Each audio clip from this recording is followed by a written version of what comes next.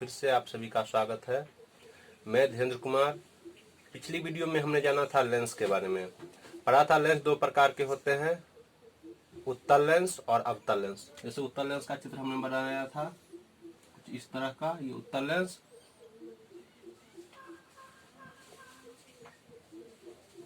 और अवतल लेंस।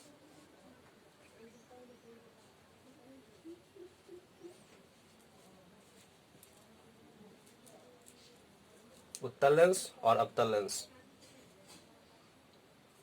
अब हम देखेंगे, इसे कहते हैं मुख्य अक्ष।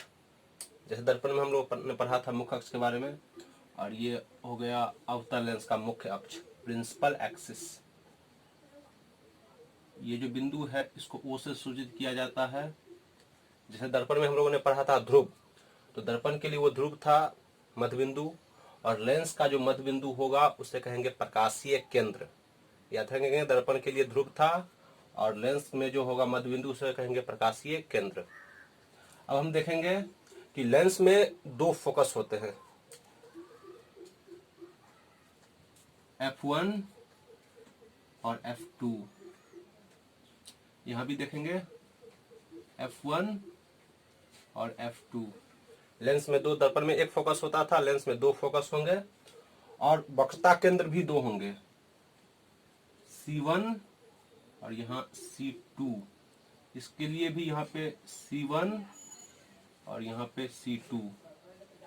तो फोकस भी लेंस में दो होते हैं और वक्रता केंद्र भी दो होते हैं।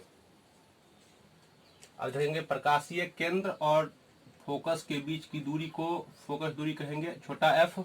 प्रकाशीय केंद्र और फोकस के बीच की दूरी को फोकस दूरी, और प्रकाशीय केंद्र और वक्रता केंद्र के बीच की दूरी को कहेंगे वक्रता त्रिज्या, जिसे r से सूचित किया जाता है। तो कहेंगे प्रकाशीय केंद्र और फोकस के बीच की दूरी को फोकस दूरी कहते हैं, और प्रकाशीय केंद्र और वक्रता केंद्र की दूरी को वक्रता त्रिज्या कहते हैं। उत्तल लेंस को अभिसारी लेंस भी कहा जाता है, और अवतल लेंस को अपसारी लेंस कहा जाता है।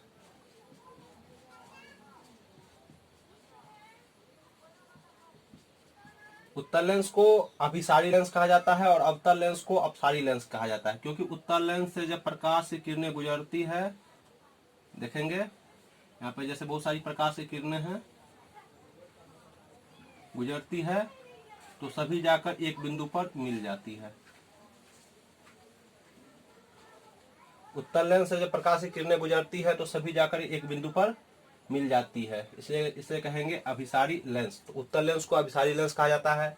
यही हम अवतल लेंस की अगर बात करें, तो अवतल लेंस से जब प्रकाश की किरणें गुजरेगी तो देखेंगे ये मुख्य अक्ष है, बहुत सारी प्रकाश की किरणें गुजरेगी तो एक बिंदु पर जाके मिलेगी नहीं, बल्कि विभिन्न दिशाओं में फैल जाएगी। ठीक है, तो हम देखेंगे कि अवतल लेंस से जब प्रकाश की किरणें गुजरती है तो वो विभिन्न दिशाओं में फैल जाती है। यहीं अगर उत्तल लेंस से प्रकाश की किरणें गुजरती है तो सभी जाकर एक बिंदु पर मिलती है, इसलिए उत्तल लेंस को अभिसारी लेंस और अवतल लेंस को अपसारी लेंस कहा जाता है। अब हम जानेंगे उत्तल लेंस का मुख्य फोकस।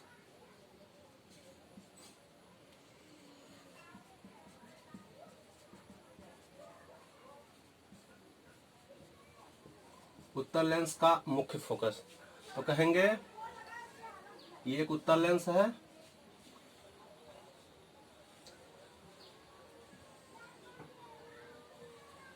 मुख्य अक्ष के समांतर चलने वाली प्रकाश की किरण उत्तल लेंस से अपवर्तन के बाद मुख्य अक्ष को जिस बिंदु पर काटती है उस बिंदु को कहेंगे उत्तल लेंस का फोकस।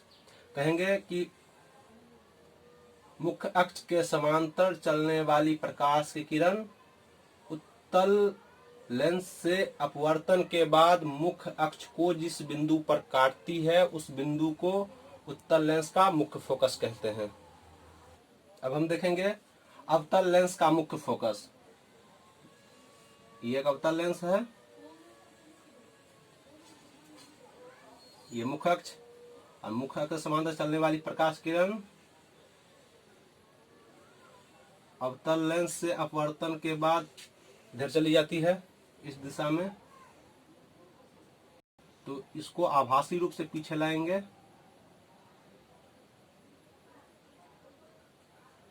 और ये हो जाएगा अवतल लेंस का मुख्य फोकस। तो कहेंगे कि मुख्य अक्ष के समांतर चलने वाली प्रकाश किरण अवतल लेंस से अपवर्तन के बाद मुख्य अक्ष को जिस बिंदु पर काटती हुई मालूम पड़ती है, यहाँ पे काट रही थी, यहाँ काटेगी नहीं बल्कि काटती हुई मालूम पड़ेगी, उसे कहेंगे उत्तल लेंस का मुख्य फोकस।